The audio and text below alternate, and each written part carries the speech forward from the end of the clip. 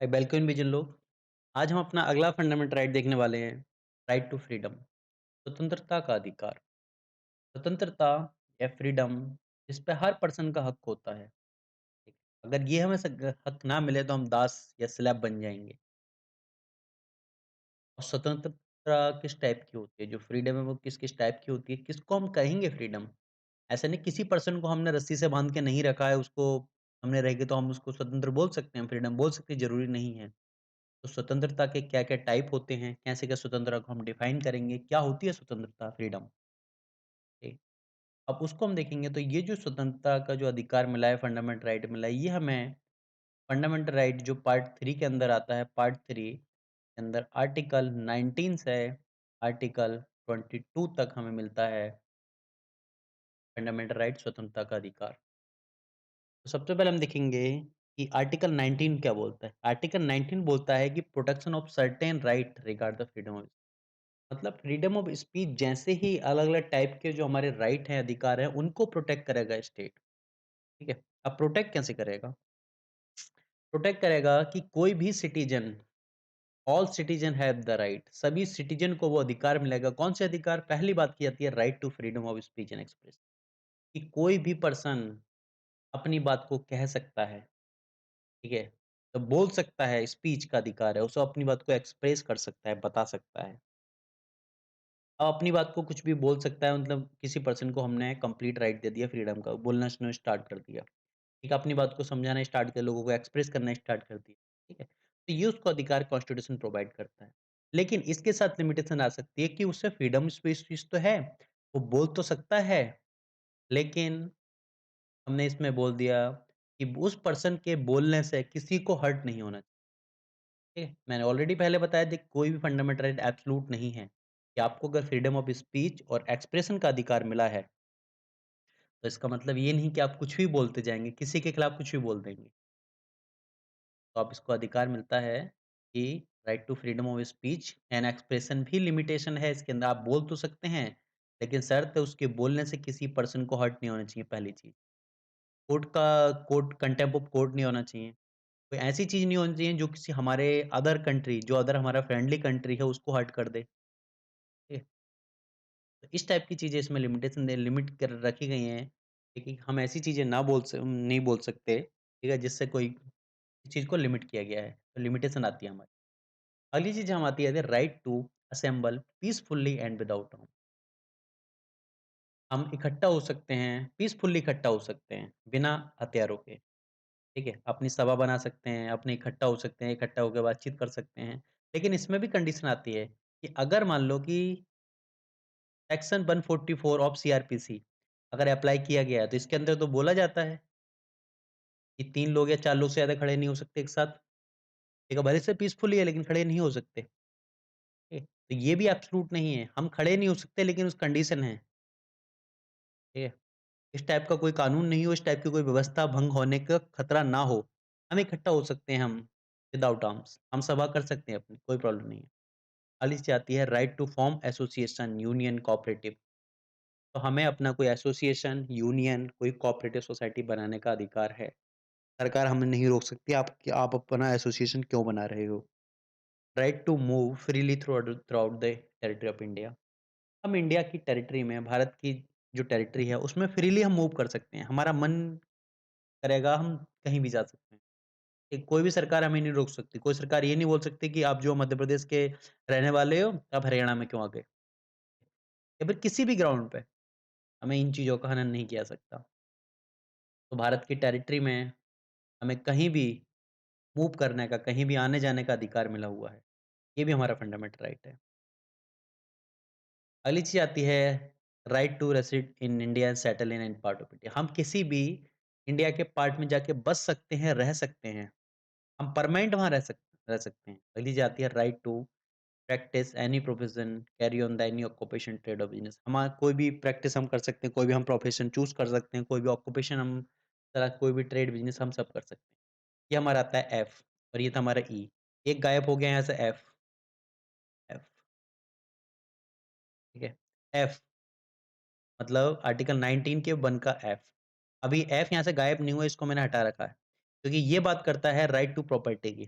और right to property को 42 constitution amendment act से हटाया जा चुका है, 44 कॉन्स्टिट्यूशन अमेंडमेंट से हटाया जा चुका है। तो इस वजह से जो एफ है, ये यहाँ पर हटाया जा चुका है। अब यहाँ पर एग्ज़िस्ट नहीं करता है। इसी वजह से ई के बाद में सीधे जी आता है। ठीक?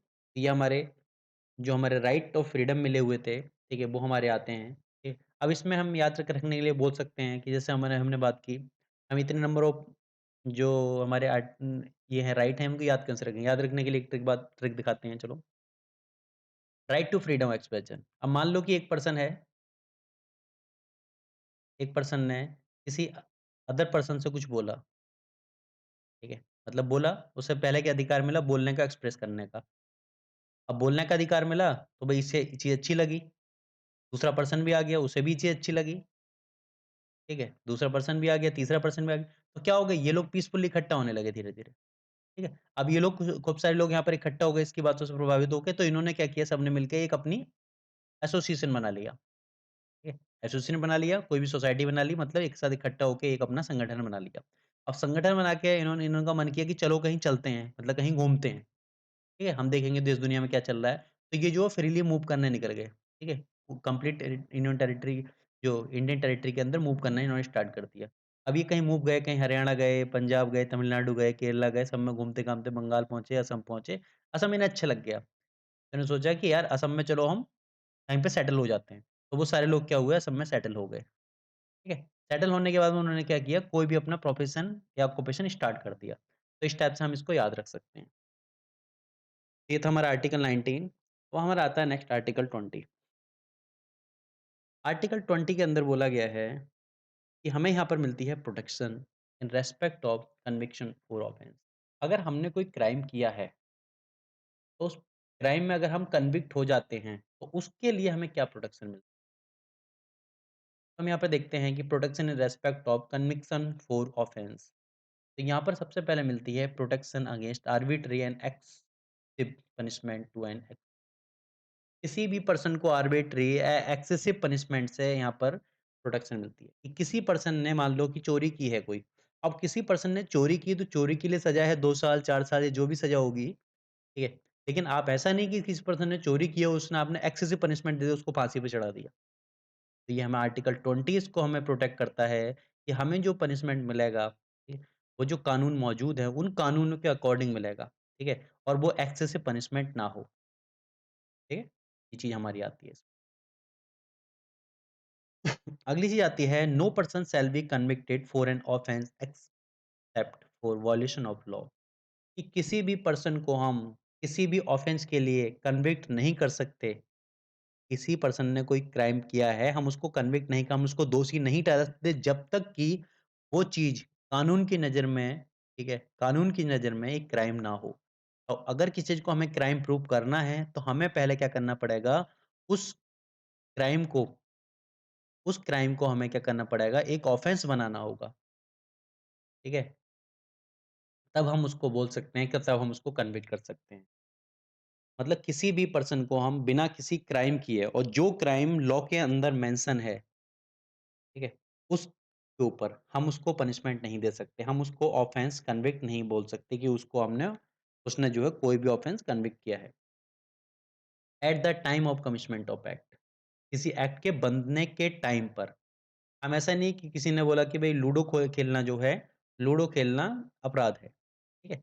तो कोई पर्सन लूडो खेल रहा था, उसको उठा के पुलिस ने जेल में बंद कर दिया, लूडो खेलना अपराध है और अगले दिन कानून बन गया, ठीक है? कि भई लूडो खेलना अपराध है। तो इस पर्सन को जो पर्सन लूडो खेल रहा था, अब उसको सज़ा होगी। तो इसी पे हमारा आर्टिकल 20 का 1 इसमें प्रोटेक्ट करता है कि इस पर्सन को, ठीक है, जब उसने वो क्राइम किया है, जब वो क्राइम किया है मतलब लूडो खेलने का और लूडो जिस टाइम वो खेल रहा था, उस टाइम लूडो खेलना क्राइम नहीं था। आपने उसे क्राइम बाद में बनाया है, तो आपको उसको कन्विक्ट नहीं कर सकते, आपको उसको सज़ा नहीं दे सकते, ठीक है? ये चीज़ आती है हमारी। अगली चीज़ आती है no person shall be prosecuted and punished for the same offence more than once. अगर एक पर्सन को अगर एक क्राइम के लिए पनिश किया जा चुका है, पनिशमेंट मिल चुका है, तो हम उसको उसी सेम क्राइम के लिए दोबारा पनिशमेंट नहीं दे सकते। ऐसे नहीं है कि पुलिस ने किसी को उठाया, जेल में बंद कर दिया कि भाई तुमने वहाँ पे चोरी की थी और कोर्ट में पहुँचा, कोर्ट ने उसको 5 महीने की सज़ा दे दी, 6 महीने की सज़ा दे दी। अब 6 महीने बाद वो निकल के आया, ठीक है? और पुलिस ने उसको दोबारा उठाया, तो दोबारा बंद कर दिया कि भाई ब तूने वहाँ पे चोरी की थी। तो जिस चोरी के लिए ऑलरेडी उसको सज़ा मिल चुकी है, आप उसको दोबारा सज़ा नहीं दे सकते। मतलब एक क्राइम के लिए एक ही बार पनिश किया जा सकता है। अगली चीज़ आती है कि no person accused of any offence shall be completed compelled to be witness against him. किसी भी पर्सन को खुद के खिलाफ गवाही देने के लिए खुद के अगेंस्ट विटनेस नहीं बनाया जा सकता। वो ऑफेंस उसने किया है, खुद के खिलाफ उसे गवाही देने के लिए, ठीक है? आप उस पर्सन को खुद के अगेंस्ट विटनेस नहीं बना सकते। ठीक, तो ये हमारी चीज़ आती है आर्टिकल 20 के अंदर। अगली चीज़ हम देखेंगे आर्टिकल 21। आर्टिकल 21 हमारा बहुत ज़्यादा इम्पोर्टेंट टॉपिक आता है आर्टिकल 21। और आर्टिकल 21 के अंदर बोला जाता है कि मैक्सिमम केस, काफ़ी केस आर्टिकल 21 के इर्द-गिर्द घूमते हैं। अब कैसे हम इस चीज़ को देखेंगे? तो यहाँ पर बोला गया है आर्टिकल 21 के अंदर कि protection of life and personal liberty. यहाँ पर बोला गया दैहिक स्वतंत्रता का अधिकार, पर्सनल लिबर्टी का प्रोटेक्ट करता है ये चीज़, ठीक है? Right to life. यहाँ पे बोला गया है no person shall be deprived of his life और personal liberty except according to the procedure established by law.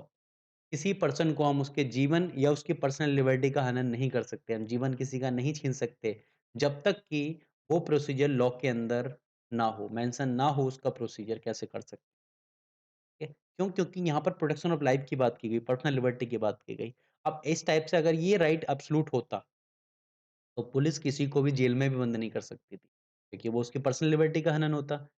जज किसी को फांसी नहीं चढ़ा सकता, अगर प्रोटेक्शन ऑफ लाइफ हमें कंप्लीट मिल जाए, एब्सोल्यूट मिल जाए। हमें जीवन का अधिकार है, कोई जीवन नहीं छीन सकता, लेकिन हमें बोला गया है कि except according to procedure established by law. कानून की तरीके से हम उसको पर्सनल प्रोटेक्शन ऑफ लिबर्टी, वो प्रोटेक्शन ऑफ लाइफ और पर्सनल लिबर्टी का हनन कर सकते हैं। कानून के प्रोसीजर के थ्रू हम कर सकते हैं, बिना उसके नहीं कर सकते। कि जज ने किसी पर्सन को अगर फांसी दी है, तो ऐसा नहीं कि जज के ऊपर आप जो मर्डर का मुकदमा चला दोगे, ये पॉसिबल नहीं है। तो इसमें बोला गया है कि protection of life and personal liberty मिलती है यहाँ पर। हमें जीवन का अधिकार मिलता है कि हमारे जीवन को हमारी उसकी हमारे अकॉर्डिंग ही चलेंगे। हम कैसे नहीं किसी और के अकॉर्डिंग अपना जो लाइफ चला रहे हैं, हमारी पर्सनल लिबर्टी छीन रहे हो, ठीक है? ये पॉसिबल नहीं होगा यहाँ पर। तो इसलिए हमें यहाँ पर मिला हुआ है प्राण और दैहिक स्वतंत्रता, ठीक है? हमारे प्राण कोई नहीं ले सकता, ठीक है? हमें बंधनों में नहीं बाँधा जा सकता इस टाइप से कि मतलब जैसे किसी को दास की तरह बाँध के रख दिया, स्लैब बना दिया, तो ये हमारे इसके अगेंस्ट आता है पर्सनल लिबर्टी के। तो इसमें नंबर ऑफ केसेस हैं इसमें, नंबर ऑफ केसेस हम इसमें हम देखते हैं। तो सबसे पहले गोपालन केस आता है। गोपालन केस में बोला गया है कि भई गोपालन केस के अंदर 1950 में बोला गया था कि जो ये हमने बात की प्रोसीजर एस्टेब्लिश्ड बाय लॉ, ये हमारा कोई भी आर्बिट्री एक्शन आता है या लेजिस्लेटिव एक्शन आता है। उसमें बोला कि आर्बिट्री एक्शन की यहाँ पर बात की गई है, लेकिन लेजिस्लेटिव एक्शन के थ्रू हम कुछ भी कर सकते हैं। तो उसके थ्रू अगर हमने कानून बनाया, तो हम किसी पर्सन के protection of life and personal liberty को भी छीन सकते हैं। लेकिन मेनका गांधी केस आया, मेनका गांधी केस में बोला गया कि हर पर्सन को राइट टू लाइवलीहुड है, ठीक है? उसको अपनी जीवन रोजी-रोटी चलाने का अधिकार है, ठीक है? तो उसमें गोपालन केस को पूरी तरह से पलट दिया यहाँ पर बोला कि हम किसी भी टाइप का कोई भी हम जो राइट टू लाइफ या पर्सनल लिबर्टी के जो केस है, हम उसमें कानून के थ्रू भी हम उसे उसका नहीं छीन सकते। ठीक है? कि जो हमारे लॉ बने हुए हैं उनके अकॉर्डिंग अगर उसने कुछ गलत किया है तो हम उसको पनिश कर सकते हैं, बिना उसके नहीं कर सकते। तो मेनका गांधी केस में भी चीज़ बोली, ठीक है? एक पुट्टू स्वामी केस में आता है, पुट्टू स्वामी केस में बोला गया, ये 2017 का आता है ये। इसके अंदर बोला गया कि जो हमारे राइट टू प्राइवेसी है, राइट टू प्राइवेसी, वो भी हमारी क्या है right to life and personal liberty के अंदर आता है। तो इस टाइप से जो हमारी जो right to article 21 protection of life and personal liberty जो कॉन्स्टिट्यूशन के अंदर देखा दे रखा है, वो बहुत थोड़े से हमारे वो आते हैं, सेंक्शन आते हैं।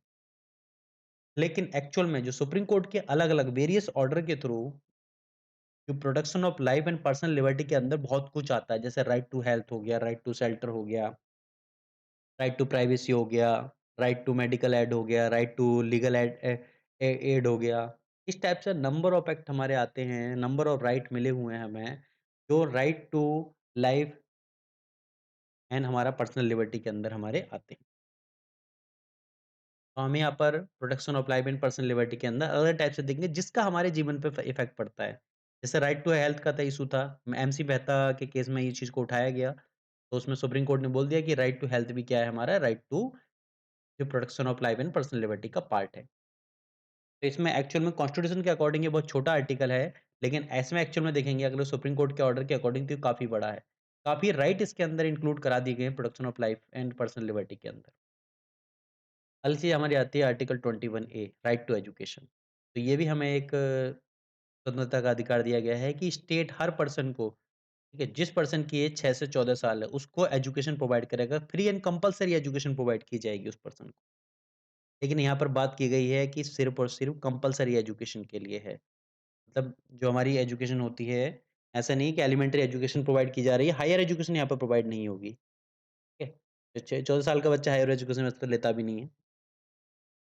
यहाँ पर आर्टिकल 21 ए के अंदर राइट टू एजुकेशन हमें मिली हुई है।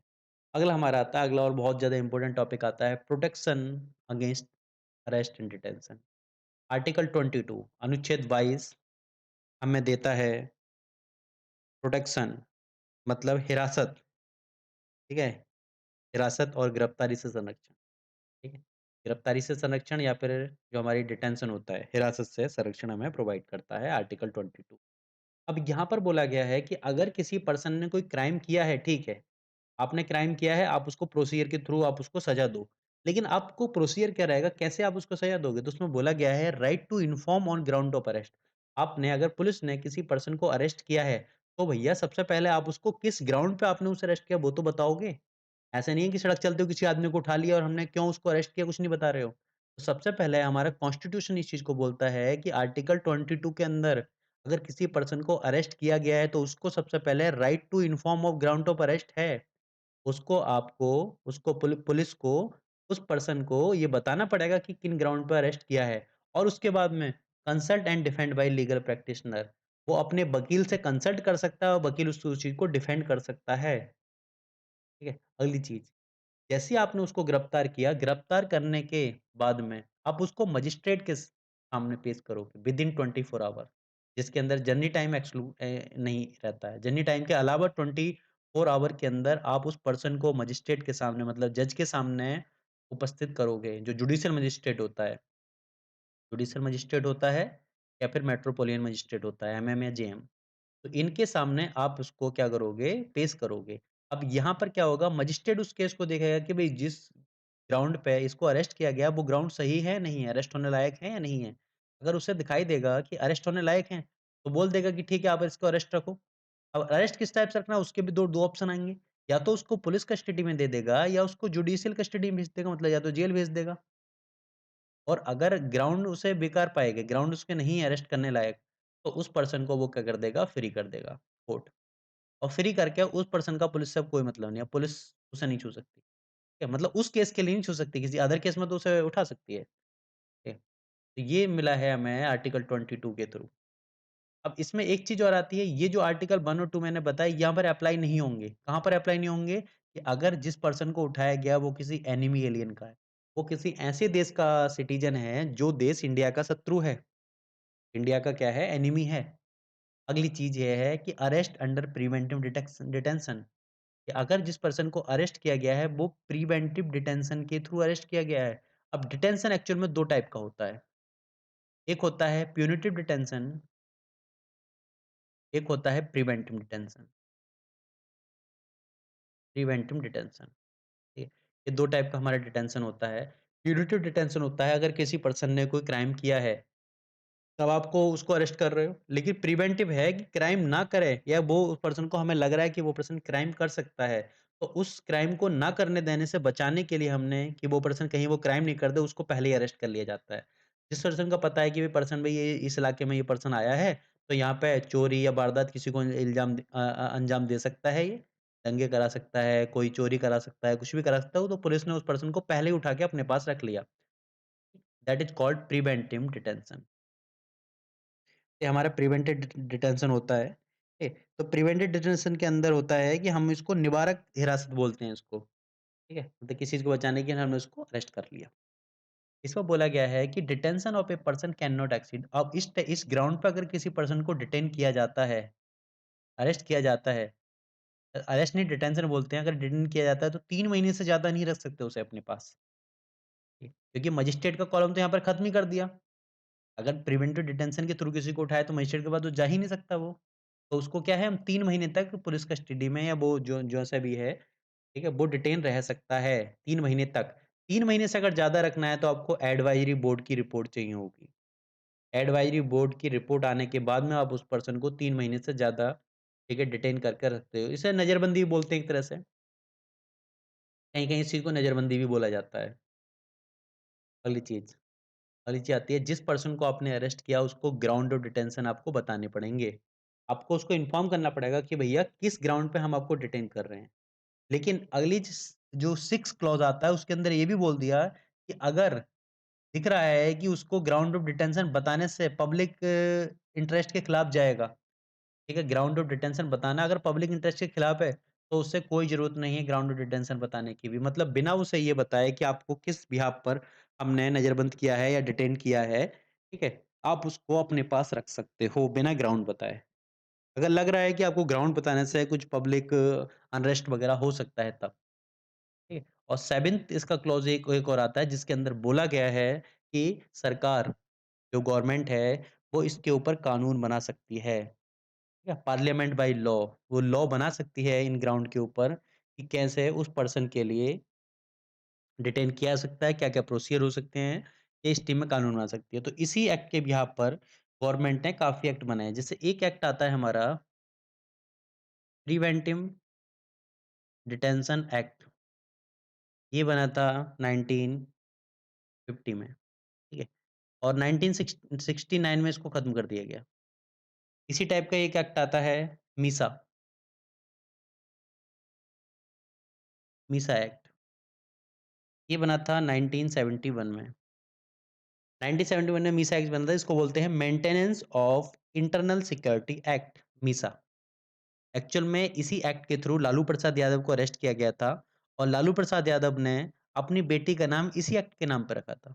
लालू प्रसाद यादव की जो बेटी का नाम है मीसा भारती, वो इसी एक्ट के नाम पर है क्योंकि लालू प्रसाद यादव को इसी एक्ट के थ्रू इंदिरा गांधी ने अरेस्ट किया था। ठीक है, तो लालू प्रसाद यादव ने अपनी बेटी का नाम भी इसी एक्ट के नाम पर रख दिया, मीसा। एक आता है कॉफी पोसा 1974, एक आता है एनएसए और एक आता है पोटा। पोटा का नाम तो सुना होगा, पोटा। प्रिवेंशन ऑफ टेररिज्म एक्ट पोसा, जिसको 2004 में हटा दिया गया। 2002 में बना था ये, 2002 में बना था और 2004 में खत्म कर दिया गया। ठीक है? तो ये थे हमारे राइट टू फ्रीडम, स्वतंत्रता के अधिकार, ठीक है? जिसमें हमने आर्टिकल 19, आर्टिकल 20, 21 और 22 देखा। वीडियो को लाइक कीजिए, चैनल को सब्सक्राइब कीजिए। Thank you everyone.